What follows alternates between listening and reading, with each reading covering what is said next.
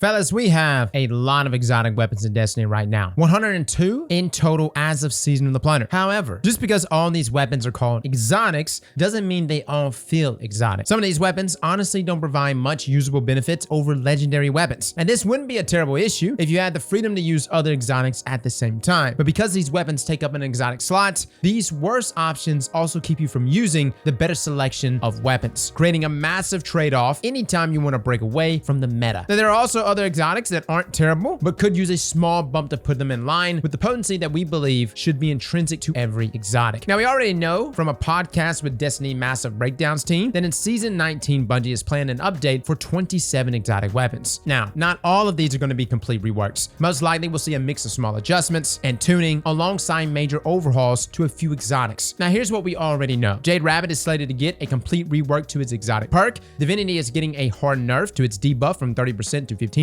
Dead Man's Tale is getting its damage penalty removed at 5 stacks of Cranial Spike, and Bungie is tooling around with adding Solar 3.0 synergy to 1,000 voices. Some of the weapons like Traveler's Chosen, No Time to Explain, and Vigilance Wing are getting full auto trigger system replaced with other perks, since that will be an accessibility toggle in-game for all weapons. Quicksilver Storm, we're told, is also having the arc burn removed from its grenade shot. We're also informed it's getting a catalyst in Lightfall, so we'll just have to wait and see how that's going to perform. Now, that still leaves at least 18 exotics that are still on the table for upcoming changes. With all that being said, we've collected a list of exotic weapons that we believe need to be a part of this rework. Exotics that you may have forgotten about, ones you just don't use because of how little a benefit that they provide, and even some others that we believe are too strong and need to be toned down. That's right. Most likely, some of these upcoming exotic changes will be nerfs as well as buffs. So starting with buffs, weapons, guys. By the way, I do want to mention this is my wish list, so if I missed any of your weapons, I'm sorry. But again, my wish list. Starting with Cerberus +1. Guys, this has never been a great exotic. Let's be real. Since it was added into the game in Forsaken, it's always been a unique pick that requires you to change your playstyle to use effectively. The four-headed dog perk shoots erratic bullets from all gun barrels at the same time. Now, this is a very close range gun, meaning you're competing with the likes of shotguns, fusion rifles, and some machine guns, and in this sandbox, sidearms. There's a lot of weapons you need to worry about when running this exotic. Now, the Catalyst offers an alternate firing mode with even less range, but with a tighter spread and a slower rate of fire, but a 91% increase in damage. Now, it did benefit from the 360 high impact auto rifle stability bump in update 6.2.5, but this is the weapon that you need to be careful of in PvP so you don't create a primary ammo shotgun, but maybe just a PvE buff is in order. Now, we had some suggestions here from some of our team. Essentially, grant damage resist in PvE, buff damage in PvE, and increase range in PvE. Now, a fantasy idea here pitched from Jared. Since this is an auto rifle that was built out of many broken auto rifle parts after the result of crash landing, maybe one of those auto rifles had a lot of range. What if Cerberus got another firing mode that enables you to only shoot out of one barrel with high range and stability, but lesser damage? That way it has multiple perks from different types of auto rifles that it was likely built from. Now, you still have the 4-barrel at once shotgun-like mode for damage in close range, and of course the even closer range mode with the Catalyst, but then a high range, lower damage mode. Or you can simply replace the tighter close range spread that you get from the Catalyst and instead make it that long range, lower damage form. Now, I'm not sure if this is actually going to change how much the gun is being used, but the other option is of course leaning into its shotgun fantasy and literally have a primary shotgun. But again, if this is overtuned, if that damage is bumped up too much, especially inside of PvP, Cerberus could for real become meta. At the same time, there's something appealing about seeing a Cerberus 1v1 a chaperone within shotgun range and somehow winning. Sounds crazy. Next, Merciless. Now, this has long been a weapon that looked great on paper, but in practice, guys, it just didn't perform. Granted, we had moments where we had particle deconstruction, which really buffed fusion rifles, and Merciless did take advantage of that, but its perk Conserve Momentum states that non-lethal hits with projectiles makes this weapon charge faster until its wielder gets a kill. Now, Impetus is its actual trait, where reloading after a kill increases weapon damage for a short time. Now, the weapon is designed to lay in consecutive hits on high health targets, raising your damage output as the rate of fire also increases, and that it does, but that limits its use case to both bosses and higher health majors where better damage options already exist. Now, a couple suggestions on this, at least from our team: add 3.0 subclass synergy here, apply Scorch to targets, and you deal more Scorch as the rate of fire increases. This would of course cause ignitions, which would increase the total damage. Now, that seems like an obvious one considering that Bungie is already considering adding those verbs to other exotics, and this would of course separate Merciless from a lot of other weapons and make it a top tier choice overnight. Now, personally, guys, I think what you're really missing out with this weapon is proccing Impetus. I think that trait needs to be reworked all on its own. Essentially, instead of reloading after a kill to get that weapon damage buff, why not have a a situation where landing all of your bolts on a single target grants you impetus, buffing your damage for the rest of your magazine as long as you are landing all of your bolts. So again, it's a double-edged sword. You have to land all your bolts, and this is obviously easier on things like bosses and higher targets. It will be a harder thing to proc inside of PvP, so it wouldn't make it necessarily that deadly, and considering the charge rate of Merciless, it's not like you're gonna have a fast turnaround and get a second shot off on an enemy. Landing all the bolts is very difficult inside of PvP, considering hitboxes. But inside of PvE, you can definitely do that, and in the process, grant yourself that damage buff, which is a substantial buff, combined with the rate of fire increase from conserve momentum. It's almost like built-in particle deconstruction without it being a debuff. Now, the next weapon on our list is Hardlight. Now, Hardlight had its time. Believe me, guys, it was so meta, everybody was using Hardlight. It literally took over PvP and turned trials into a disco room. But the biggest complaint the community shares on this weapon is actually its ease of use. Volatile Light states that rounds fired from this weapon have reduced damage fall off. It also over-penetrates targets and ricochets off of hard surfaces. Now, projectile damage increases after bounce. Now, the fundamentals says that you can change the weapon's damage type, cycling between Solar, Arc, and Void. Now, back in year 1 of Destiny 2, the only way to swap the burn type was to go into your inventory and actually change the perks between Arc, Solar, and Void, which was extremely annoying. Now, though, we can change the burn just by holding the reload button. The problem with this system is we still forget to change the burn type. And if we want to use a specific burn, like Solar or Arc for the build, we have to cycle to that burn every time we load into a new activity, because the default is always Void. Not only that, but we also have to hold reload every time we want to take on a different shield type, which gets annoying very quickly, especially when you consider perks like Adaptive Munitions, which essentially replaces this use case. If we can fix this interaction, it would make this exotic very good. Not necessarily meta, but good. And it would be a greatly appreciated quality of life change. Now, some suggestions from the team: add a default burn selection that allows you to set the energy type of the weapon as the starting burn. Also, add Adaptive Munitions, but better, so Hardlight almost, if not completely, negates match gain. No need to swap burns constantly between shields. Now, we have a couple like crazy ideas here. The fantasy idea: what if we can have it shoot all 3 energy types at once? Now, granted, would this actually break the game? I don't know. But maybe each round is a different energy. That way you're constantly getting all 3, starting with Void, then Solar, then Arc. And it just completely cycles through all of these elements as you shoot, removing the need to manually switch between any of these. And this would essentially grant the weapon rainbow mode. Just a thought. Next weapon is Borealis. Now, this is a sniper rifle that many of us even forget exists. It shares a similar trait with Hardlight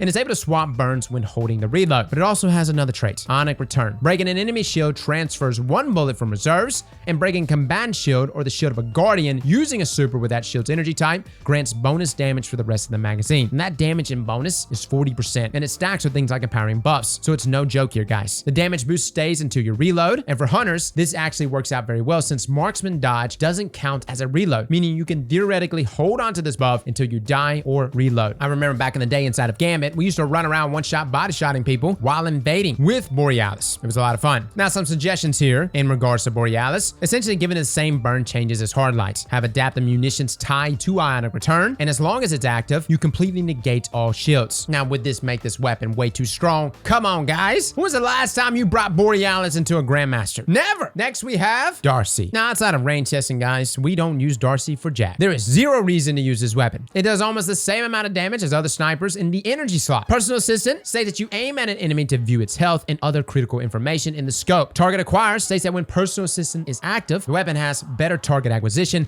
and deals significantly more precision damage. The problem with this perk combination is the extra precision damage means nothing when the damage is still almost half of that of Black Spindle. Now, there are so many routes we can take in reworking this exotic, but by God, does it need a complete rework. Which brings us some suggestions here from the team: and outright just buff to the damage, which by God it needs. You can also state that after analyzing and killing a target, the weapon gains a bonus to its damage, or can crit from anywhere on the body against enemy of the same type: Cabal, Taken, Fallen, etc. Another suggestion is just to make it a special ammo sniper and allow it to stun or stagger combatants. That's right, guys. Some of you may not like that idea, but just make D.A.R.C.I a special sniper rifle. Another suggestion: give D.A.R.C.I the ability to stun all champions, Barrier, Overload, and even Unstoppable. Now, this may be overly strong in certain GM content, but you're giving up your heavy slot. And this is, of course, if we keep it in the heavy slot. And considering its current damage output, I don't even know if people would use it, despite its ability to stun all champions. Next on our list, Salvation's Grip. Now, in Beyond Light, Salvation's Grip was actually released, and this exotic was one of the best in the game for a small group of people, and then was nerfed, and now has almost zero purpose. Salvation's Grip may actually take the spot for the worst exotic in the game. Cryo Cannon states that hold to charge, release to fire. This weapon's projectiles create stasis crystals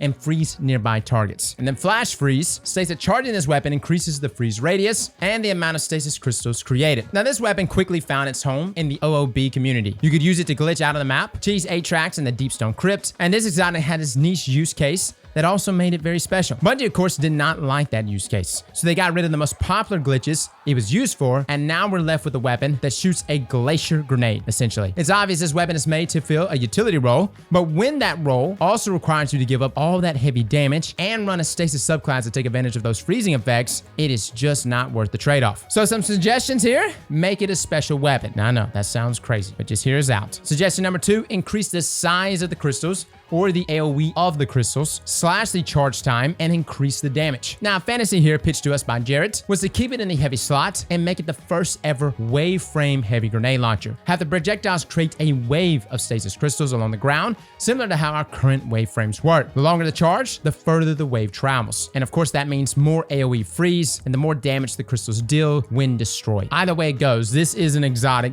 that definitely needs some help. Next, we have Polaris Lance. Guys, listen, I love Polaris, one of my favorite 150s in the game. However, Solar 3.0 was such a letdown because Polaris Lance had no interaction with our VERPs. Now, the perfect fifth states that precision hits return ammo to the magazine, and landing 4 precision hits loads a delayed solar explosive round for your next shot. Now, the catalyst for the weapon also gives it Dragonfly, giving us those long-range solar explosions. All we need is for this weapon to tap into those Solar 3.0 VERPs and apply Scorch. You would see this weapon instantly be added to so many different solar builds. So suggestion, simply the ability to scorch targets and cause ignitions. That's it, man. That's literally all Polaris needs, and boom, it's part of the meta. Sunshot. Guys, Sunshot is in a similar situation as Polaris Lance. The fact that this weapon also doesn't synergize with Solar 3.0 completely blows our minds. It seems like a no-brainer. Sunburn states that the weapon fires explosive rounds and highlights targets that take damage from Sunshot, and then Sunblast, targets killed with Sunshot explode in solar energy. Now, there's been lots of reworks done to Sunshot.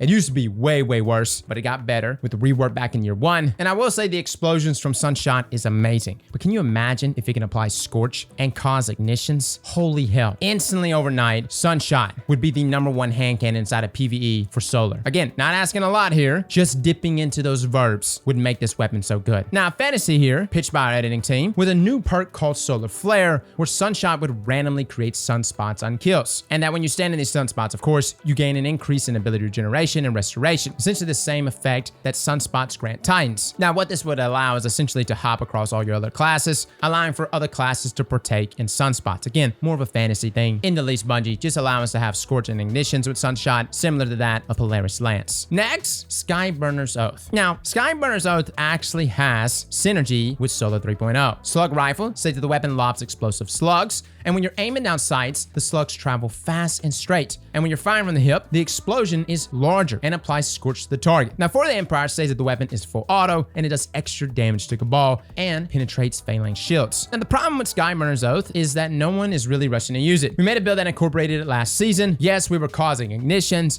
It was fun to use. The problem is we have perks like Incandescent present on legendaries, leaving a lot of people questioning whether or not Skyburner is really worth the exotic slot. Now, with Ember of Ashes, you're only dealing 5 Scorch per hit. And if you're not partaking in any of your neutral game abilities, that's 20 shots to actually trigger an ignition, which really does force us to use Skyburners in conjunction with our abilities to trigger those explosions. So for us, it's an easy rework. Just simply increase the Scorch per shot. Now, our suggestion is somewhere around 10 at base and 15 with Ember of Ashes. Granted, it's debatable on what the exact increase could be, but the point is that number needs to go up. Next, we have Queenbreaker. This weapon is not even close to being suitable for the Queen. It's unique in a way that you can change its scopes, and both scopes change how well the weapon performs. Marksman's Sight states that long-range sights with a slower charge time and greater damage. It also displays ammo and charge levels. Combat Sights states that low-zoom sights with a faster charge time and handling displays ability energy. Now, Wire Rifle states that fires a long-range precision arc bolt that blinds enemies on hit. Now, to be frank, the damage for Queenbreaker is bad. It's a heavy linear fusion that exists in a time where exotic linear fusions in the special slot are just significantly better. And if you want to use a heavy linear, you'll likely be using Sleeper or any other legendary heavy that is substantially better. And even though Queenbreaker technically blinds, the verb blind in its entirety hasn't been used or focused on really at all with builds. To put it simply, guys, the blinding effect from Queenbreakers is is just not exotic enough, much less the damage. A fantasy idea pitch from the team though, have Queenbreaker's bow also apply jolts. What if Queenbreakers not only blinded but jolted? And follow-up shots with Queenbreakers on jolted targets, chains lightning, as well as blinding to nearby targets. That way you can potentially blind an entire room of enemies and deal AoE damage with jolts. Sounds nasty. Next on our list, Two-Tailed Fox. Now the Two-Tailed Fox is actually a very unique exotic. It's got 2 rockets that does both void and solar damage with twin tails. By the way, it can also track on the same targets. It comes with the perk Play with Your Prey, where the void rocket suppresses enemies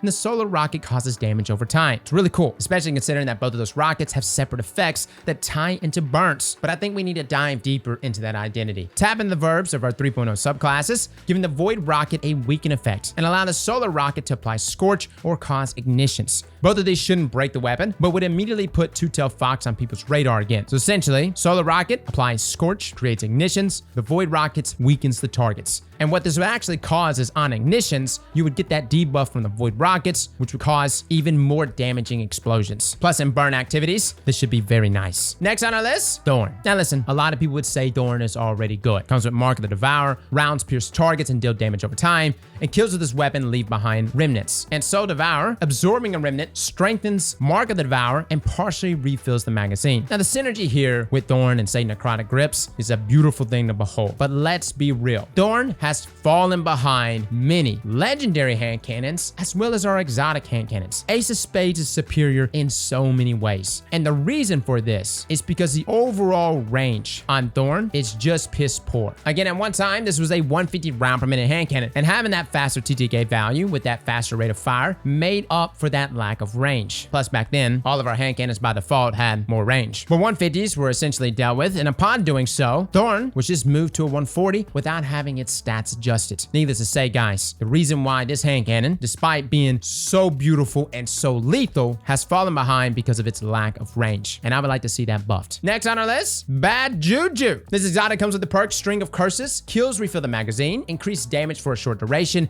and grants super energy based on the strength of String of Curses. Also, fires in full auto. The catalyst also increases the duration of String of Curses. Now, here's the thing with Bad Juju. The firing in full auto thing is not really that beneficial considering that's about to be an accessibility change. So I think there needs to be something to fill that void. Secondly, even though lightweights have gotten slightly better in this sandbox, no one is using Bad Juju. Nobody is suddenly saying, yo, we need Bad Juju, both in PvE and in PvP. Now, is it because hipfire grip is the trait on this weapon? Yeah, that's a head scratcher. Again, we had hipfire back in D1 on Bad Juju, and here they go, putting it on Bad Juju yet again in this sandbox. What we really need is something to replace hipfire grip. This could actually be an opportunity for Bungie to actually pitch some D1 traits, maybe persistence, hidden hand. I know they're present on some of our other weapons, but something needs to go there in place, considering that every other lightweight in the game outclasses Bad Juju, at least in my opinion, guys. If I wanted to choose an exotic lightweight pulse rifle to use, hands down, I would choose Outbreak. And not only in PvE, but also in PvP. And considering we're in a situation where we have tiers for our supers, and something like String of Curses would be so beneficial for super regeneration, you would think this would be an exotic people would jump to, but it's not, guys, because fundamentally it feels bad. Also, maybe a range bump, that would be nice too. Next, Sweet Business. Now listen, Sweet Business really isn't that bad, but it's not meta. And the reason we're actually bringing it up because the question was actually posed during the Chris Proctor and Vivian Beck interview on how this weapon could receive more pizzazz. By the way, if you haven't checked out our breakdown of that interview, feel free to check that out. But the perk Payday states that larger magazine and also increases accuracy when firing from the hip, and picking up special or heavy ammo immediately reloads this weapon. In business time, sustained fire boosts range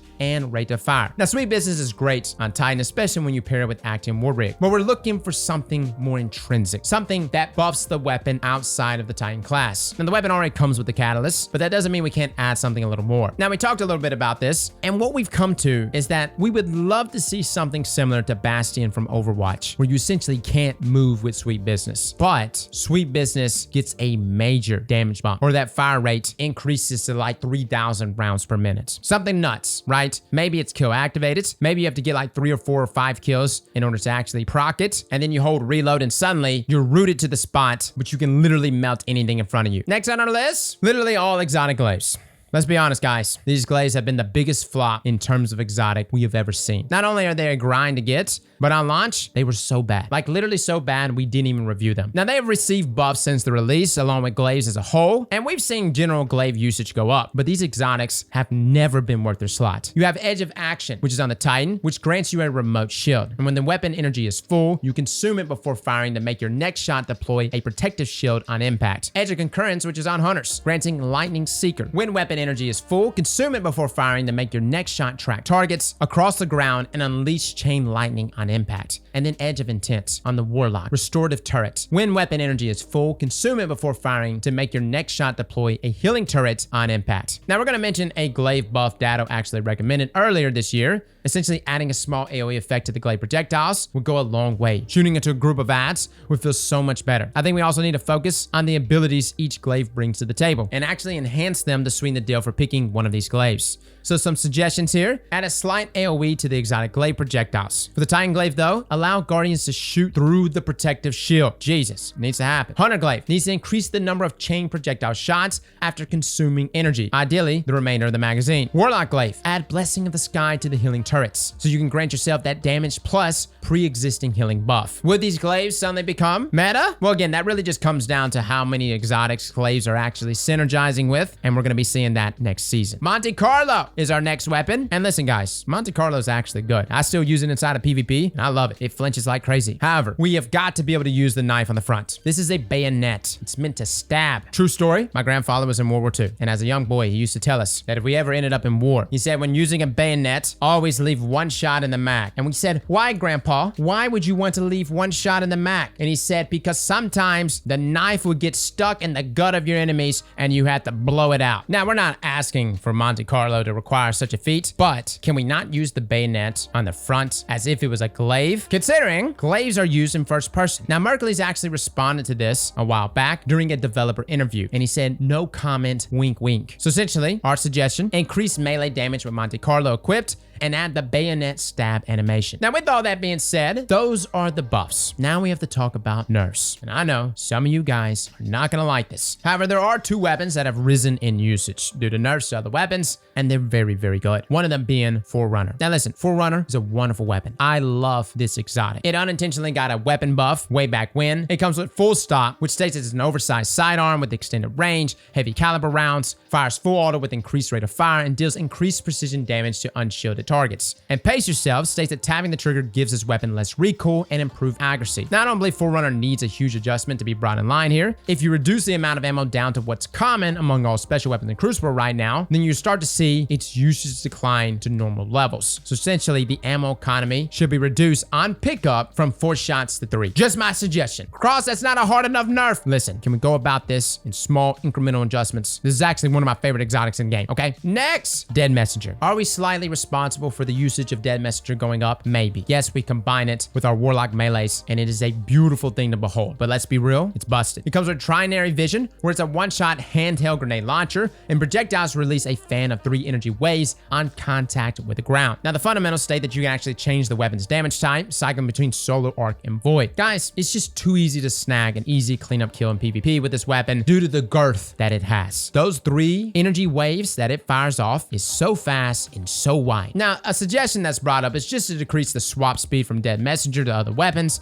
extending the time it takes to pull out another gun to get the cleanup. What this doesn't solve is the Warlock melee combo with Dead Messenger, or pretty much any melee combo for that matter. However, what would actually be nice is if you can decrease the damage of the outer waves in PvP. So the middle wave still does the same amount of damage, but the outer waves are significantly less. You see, guys, this weapon offers way too much forgiveness. There's so many times you shoot Dead Messenger and you're not even hardly looking at your enemies, but because of that blast, the width of it, you could pretty much hit anything and everything in front of you. Tone down the damage of those outer waves in PvP, and suddenly you'll have the ability to counter it. Now, considering the weapon has the ability to swap between the different elements, I do think that the changes that we mentioned for Hardlight and Borealis also needs to be applied here to Dead Messenger, essentially making adaptive munitions intrinsic on this exotic. So guys, those are our wish list of exotics that we would love to see reworked. Let us know in the comments below what you think. If we missed any weapon that you want to suggest, feel free to let us know in the comments below. Well, fellas and ladies, thank you all for coming and watching, and as always, slap that like button like your mama told you right.